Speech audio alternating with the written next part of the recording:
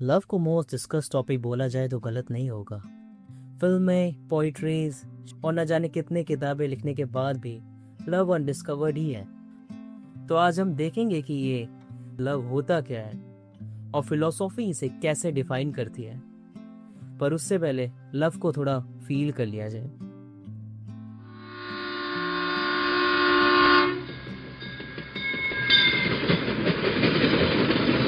Now imagine yourself, आप एक cool कमरे में लॉक्ड हो। ठंड और घबराहट के कारण सांसें भी तेज चल रही हैं। आप उस रूम में वॉक कर रहे हो। काफ़ी दिनों से आपने सनलाइट भी नहीं देखी। आपके फुटस्टेप्स के साउंड के अलावा कोई और साउंड आपने कई महीनों से सुनी ही नहीं। आपकी चलने की रफ्तार भी धीमी पड़ चुकी है। अंधेरे में केवल मौत की आहट महसूस हो रही है। तभी आपके फुटस्टेप्स के साथ एक और फुटस्टेप की आवाज़ आती है, जैसे कोई उस कमरे की तरफ बढ़ता चला आ रहा है। रूम का डोर जो काफ़ी दिनों से बंद पड़ा था वो खुलता है और आप देखते हो एक पर्सन जो आपके लिए कैंडल लिए खड़ा है। अब आप उस कैंडल की लो से वहाँ पे पड़ी कुछ सूखी लकड़ियों में आग लगाते हो। अब ये पैदा हुई ऊष्मा आपको ठंड से राहत दे रही है। उस अंधेरे भरे कमरे में थोड़ी रोशनी पाकर खुशी का एहसास कर पा रहे हो। ये लब भी कुछ ऐसा ही फील होता है, जहाँ पे दो पर्सन मिलने के बाद अपने वॉल्स को थोड़ा डाउन करते हैं। अपने वनरेबल स्टेट का केवल क्विक पिक ही नहीं, बल्कि दोनों उस वनरेबल स्टेट को शेयर करके एक दूसरे से कनेक्ट कर पाते हैं। आप इस कनेक्शन में जितना डीप फॉल करते हो, ये उतना फुलफिलिंग एंड सेटिस्फाइड महसूस होता है। आप अपनी और उनकी fully real and raw state को एंजॉय कर पाते हैं। दोनों की बाउंड्रीज ब्लरी होते होते ब्लेंड हो जाती है and now we say we fall in love.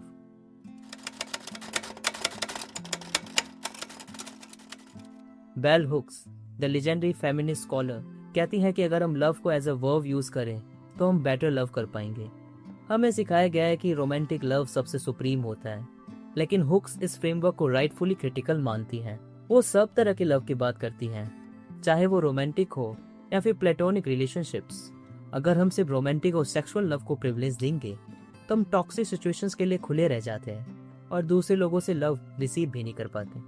Philosopher Elon बेडिको कहते हैं कि लव ट्रूथ की एक खोज है। लव इज द आइडिया कि हम दुनिया को दो लोगों के पर्सपेक्टिव से देखें, ना कि सिर्फ एक। लव सिर्फ दो लोगों की इनवर्ड लुकिंग रिलेशनशिप नहीं है, ये एक कंस्ट्रक्शन है, एक ऐसी लाइफ जो पर्सपेक्टिव ऑफ डैम से बन रही है। और ये कंस्ट्रक्शन टेनेक्सियस एडवेंचर है, क्योंकि real love first hurdle, disagreement या क्वारल में हार नहीं मानता। ये वक्त, स्पेस और दुनिया के हर्डल्स को ट्रम्प करता है। लेकिन ये टेनेसिटी आती कहाँ से है? फिलोसॉफी लवर्स के लिए ये कॉन्सेप्ट बहुत इंपॉर्टेंट है। जब हम लव की सच्चाई देखते हैं तो हम एल्बर्ट कैमस के एब्सर्ड कॉन्सेप्ट से मिलते हैं। कैमस कहते हैं हम डीप अंडरस्टैंडिंग चाहते हैं, लेकिन हम एक दूसरे के माइंड में क्या है वो कभी ट्रूली जान नहीं सकते हैं। ये कॉन्फ्लिक्ट, ये डिसअपॉइंटमेंट और फ्रस्ट्रेशन ही लव का एब्सर्ड है। कैमस कहते हैं कि रेबल वो नहीं जो डिस्ट्रक्शन चाहता है, बल्कि वो जो इस एब्सर्डिटी के आगे डिस्पेयर होने से मना कर देता है।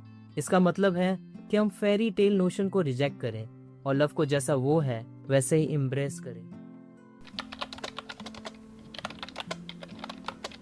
बाउंड्रीज का होना जरूरी है। बेल हुक्स भी कहती हैं कि लव में बाउंड्रीज नेसेसरी हैं ताकि लव फ्लरिश कर सके। अगर हम बाउंड्रीज नहीं रखते तो हम लव को ट्विस्ट कर देते हैं, और इससे पहले कि हम दूसरों को लव कर पाए हमें खुद को लव करना सीखना पड़ता है।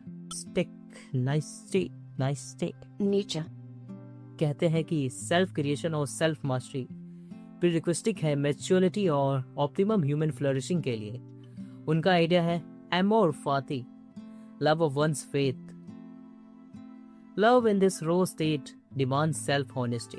हमें वो सारी इल्यूजन छोड़नी पड़ती है जो हमें सोशल गाइडलाइंस और फिक्स रूल्स देते हैं। अगर हम अपनी एम्बिग्यूटी और कॉन्ट्राडिक्शन को एक्सेप्ट नहीं करते तो हमें कभी जेन्युइन सेल्फ बिलीव नहीं आता। लेकिन जब हम बाउंड्रीज रखते हैं, खुद को एक्सेप्ट करते हैं और बिना इल्यूजन के लव करते हैं, तो हम एक ऐसे सिस्टम के खिलाफ खड़े हो जाते हैं जो हमें तोड़ना चाहता है। जब दुनिया हेट्रेड और ग्रीड पर चलती है और फियर और आइसोलेशन पर थ्राइव करती है, तो लव ही सबसे बड़ा रेबेलियस एक्ट है। सिर्फ बोल देना कि आई सपोर्ट काफी नहीं है। Love requires connecting thought and action. Che Guevara ने कहा था कि the true revolutionary is guided by strong feelings of love. ये रियल लव सॉफ्ट या फ्रेजाइल नहीं है, it is wild, ferocious, messy and raw. ये वो लव है जो कहता है I see the violence, the hatred, the chaos, and I choose to protect you anyway. Your survival is tied to mine, and I will not abandon you. ये love passive नहीं है, ये एक्शन है। Philosopher Paulo Freire,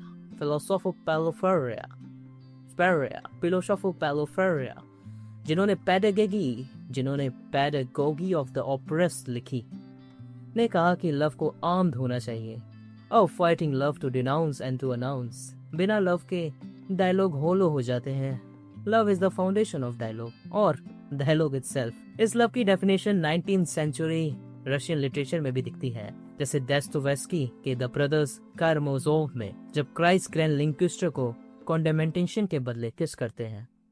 जब cruelty is the norm, love is an act of rebellion. ये unselfish gift love agape है, जो commercial economics के बाहर काम करता है। ये लव हमेशा ऊपर या नीचे की तरफ प्रे नहीं करता, जैसे लेस्कोव का राइटर्स कैरेक्टर सेलेवियन का लव, वो एक क्रॉस होता है। It's a love led in response to an immediate needy other in the present, बिल्कुल गुड समैरियन की तरह, जो इनकन्वीनियंट होता है, कॉस्टली होता है, लेकिन दूसरे की डिग्निटी के लिए सैक्रिफाइस मांगता है। तो नेक्स्ट टाइम जब आप लव के बारे में सोचें, तो इसे सिर्फ वैलेंटाइन डे के सुपरफिशियल ट्रांजैक्शन या मटेरियल गिफ्ट्स की तरह मत देखें। Love a declaration of eternity है, जिसे हम टाइम में अनफर्ल करते हैं। ये लव की सच्चाई है, हम लव करते हैं not because it is logical और guarantee, but because it is definite and beautiful choice. ये वो रास्ता है जिससे हम अपनी सॉफ्टनेस चुराने से सिस्टम को मना कर देते हैं। अगर आप ये समझ गए हैं तो congratulations, You just unlock the philosophical rebel heart. लेकिन इस रेबेलियन लव को प्रैक्टिस कैसे किया जाए? अपने वैल्यूज पर खड़े होने और सोसाइटल नॉर्म्स को चैलेंज करने में हमें कौन सी प्रैक्टिकल इंसाइट्स चाहिए? खैर, ये कोई और वीडियो का टॉपिक है। Goodbye my friend.